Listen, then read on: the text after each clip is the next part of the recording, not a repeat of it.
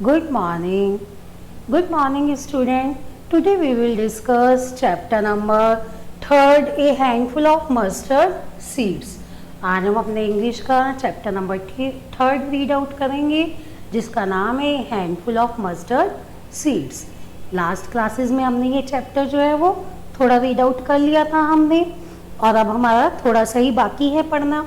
अब हमने last classes में क्या स्टोरी पढ़ी थी कि एक पुअर विडो है जिसका एक लौता बेटा था, वो भी मर गया था। अब वो एक महात्मा बुद्ध के पास आई है इस आशा के साथ कि वो उसके बेटे को वापस जीवित कर देंगे। अब जब वो महात्मा बुद्ध के पास आई तो उन्होंने क्या देखा कि वहाँ पर थाउजेंड्स ऑफ पीपल्स आए हुए हैं, मतलब उनके पास बहुत सारे हजारों लोग बैठे हुए, जिसमें बच्चे, औरत, बूढ़े, सब मतलब सब टाइप के लोग थे, और बहुत सारी भीड़ इकट्ठी हो रखी थी। और महात्मा बुद्ध जो है वो उनके बीच में एकदम बैठे हुए थे, और वो एकदम अवतार सा लग रहे थे कि भगवान का एकदम अवतार है। तो उसकी आशा एकदम जागृत हो गई थी कि हाँ भाई ये मेरे बेटे को वापस जीवित कर देंगे, उसको लाइफ दे देंगे। तो वो अपना कॉर्नर में बैठी हुई पेशेंटली अपना धैर्यपूर्वक अपना इंतजार कर रही थी बारी आने का। फिर एकदम से अचानक से कुछ समय बाद महात्मा बुद्ध की जो है नज़र उस पर पड़ती है वीडियो पर, और वो जब उसको देखते हैं तो देख के उनको लगता है कि ये बहुत ही दुख में है। तो वो उसको अपने पास बुलाते हैं और पूछते हैं व्हाट्स योर प्रॉब्लम, कि तुम्हारी प्रॉब्लम क्या है।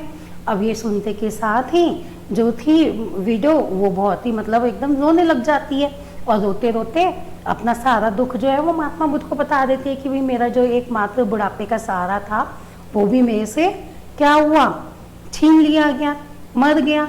अब मैं किसके सहारे जीऊँ, मैं तो इसी आशा के साथ आपके पास आई हूँ कि आप मेरे बेटे को वापस से लाइफ दो, और मैं जानती हूँ कि आप ये कर सकते हो। अब उसकी जो थी हालात अवस्था देखकर जो महात्मा बुद्ध थे वो भी एक बार के लिए साइलेंट हो गए, चुप हो गए। और फिर थोड़ी देर बाद वो बोलते हैं कि ठीक है, मैं तुम्हारी डेफिनेटली रूप से, निश्चित रूप से तुम्हारी क्या है हेल्प करूँगा, लेकिन उससे पहले क्या करना है। वो उसे एक बाउल देते हैं और कहते हैं कि तुम्हें विलेज में, गांव में जाकर इसके अंदर मस्टर्ड सीड्स लेके आने हैं, और लेकिन याद रखना कि मस्टर्ड सीड्स तुम्हें उसी घर से लेके आने हैं जिस घर में पहले कभी भी डेथ ना हुई हो, यानी कि वहाँ पर मौत ने एंटर नहीं ली हो किसी भी घर में, मतलब किसी की डेथ ना हुई हो। अब वो जो थी आशा के साथ गांव में जाती है, डोर टू डोर हर दरवाजे पे जाती है, गेट खटखटाती है और पूछती है, और फिर उनसे कहती है कि भाई मुझे दो, लेकिन एक भी मतलब घर ने उसको दान नहीं दिया। क्यों नहीं दिया? क्योंकि सबके पास अपने अपने रीज़न थे। हर किसी के घर में किसी न किसी की डेथ हो रखी थी, किसी के फादर एक्सपायर थे, किसी के ग्रैंड फादर थे, किसी की मदर थी, मतलब किसी का ब्रदर था, सबके अपने अपने रीज़न थे। अब ये सब देख के सुन के वो क्या हो गई, डिसअपॉइंट हो गई, निराश हो गई। हमने इतना चैप्टर जो था वो पहले रीड आउट कर लिया था, अब इसके आगे का चैप्टर हम रीड आउट करेंगे जो पेज नंबर 19 पर है। छोटी सी 2-3 लाइनें पेज नंबर 19 की है, और नेक्स्ट पेज हमारा 20 है। ठीक है, तो जो मैंने ओपन भी कर लिया और आप बुक भी ओपन कर सकते हैं। ठीक है, तो हम रीड आउट करेंगे। इससे पहले मैं कुछ इसमें जो पेज हमारे ओपन है उनमें कुछ न्यू वर्ड्स आए हैं, वो मैं आपको समझा देती हूँ। सबसे पहले सफर्ड। सफर्ड मीन्स सहना, सफर्ड मीन्स सहना। अगोनी, अगोनी मीन्स कष्ट, वेदना, दर्द, कुछ भी कह सकते हो आप। डिवोटी, डिवोटी मीन्स समर्पित होना, डिवोटी मीन्स समर्पित होना। सौरो, सौरो मीन्स तो सबको पता ही हो, दुख, सौरो मीन्स दुख। रिवाइव, रिवाइव मीन्स फिर जीवित करना, रिवाइव मीन्स फिर जीवित करना। हम्बल, हम्बल मीन्स नर्म, हम्बल मीन्स नर्म। फॉलोवर, फॉलोवर मीन्स अनुसरण करता, फॉलोवर मीन्स अनुसरण करता। डिसिपल, डिसिपल मीन्स अनुयायी, शिष्य। ठीक है, तो ये हमारे कुछ न्यू वर्ड्स हैं जो हमारे हम चैप्टर पढ़ेंगे तो उसके बीच में आएंगे। अब हम स्टार्ट करते हैं। सबसे पहले पेज 19 पे जो 2-3 लाइनें रह गई थी हमारी वो पढ़ लेते हैं। Suddenly a thought come to her mind, everybody has suffered the pain and agony of death of some near and dear ones, then why should I feel sorry.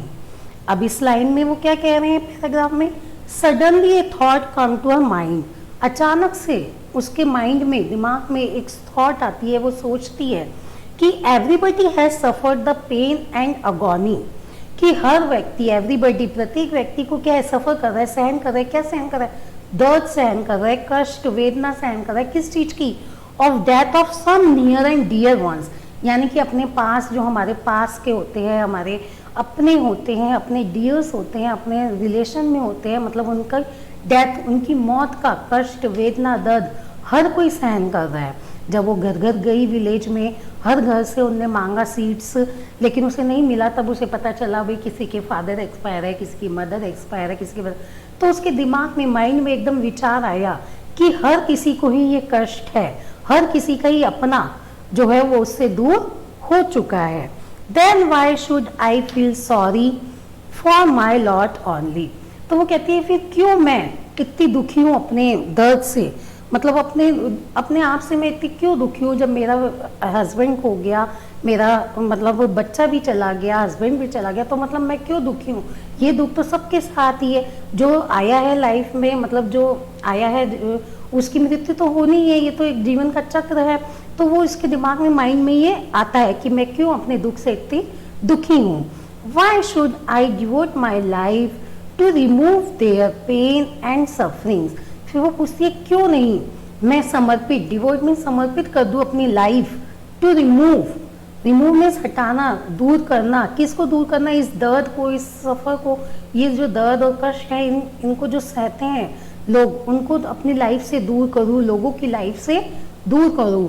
वो इसके दिमाग में, किसके दिमाग में, वीडो के दिमाग में ये विचार आता है। अब आगे की लाइन्स पढ़ेंगे। शी फॉरगॉट हर ऑन सोरो when she returned to Mahatma Bodh. She was completely changed. She fell down on Mahatma Bodh's feet and said, "You have taught me a lesson.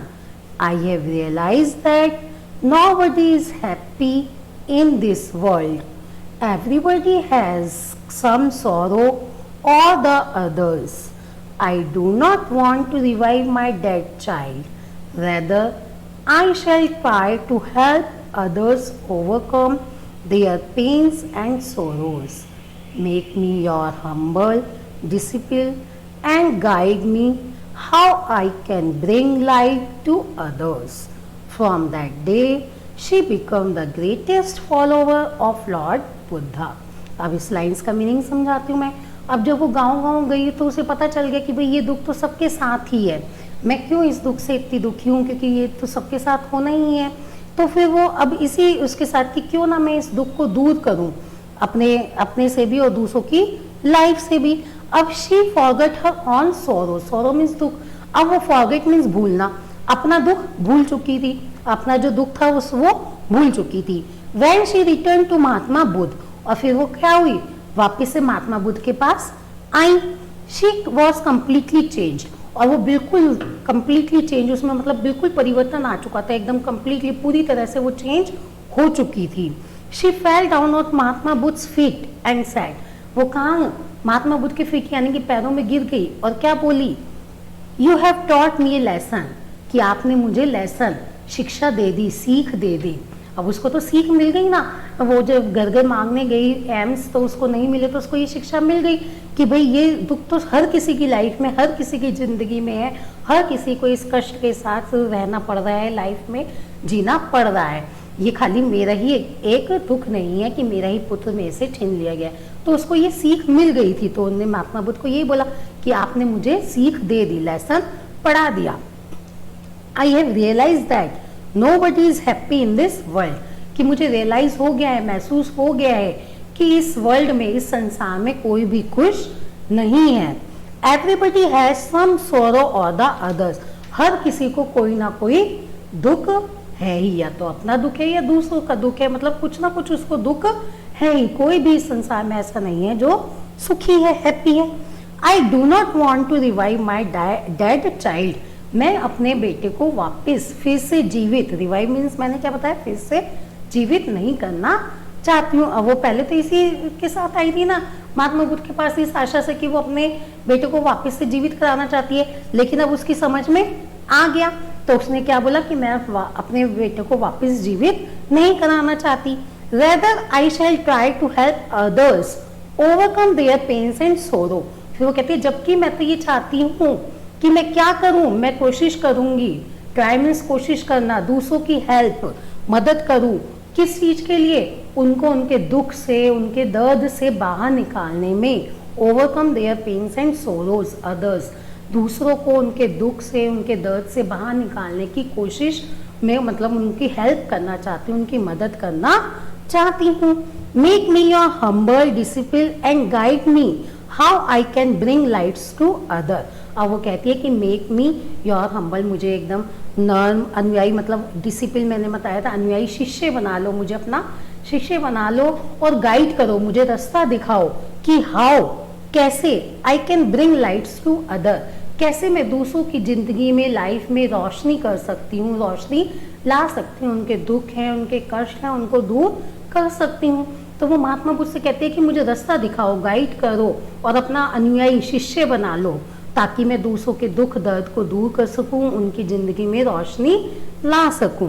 From that day, उस दिन से, she become the greatest follower of Lord Buddha, और उस दिन से वो सबसे बड़ी, ग्रेटेस्ट फॉलोवर, मैंने भी बताया अनुसरणकर्ता बन गई लॉर्ड बुद्धा की, मतलब भगवान बुद्ध की क्या बन गई, अनुसरणकर्ता, यानी कि उनके काम जैसे वो जिस तरह से वो काम करते हैं, उनके पीछे पीछे उनके अनुसार वो उनको गाइड करते थे कि तुम्हें कैसे दूसरों का दुख दूर करना है, तो वो उसी तरह से करती थी और उन दूसरों की ज़िंदगी में खुशियाँ लाने की कोशिश करती थी, और अपना दुख भी वो क्या थी, भूल गई थी, और दूसरों को भी यही कोशिश करती थी कि वो भी अपना दुख भूलकर, अपना कष्ट भूलकर अपना खुशी खुशी रहे।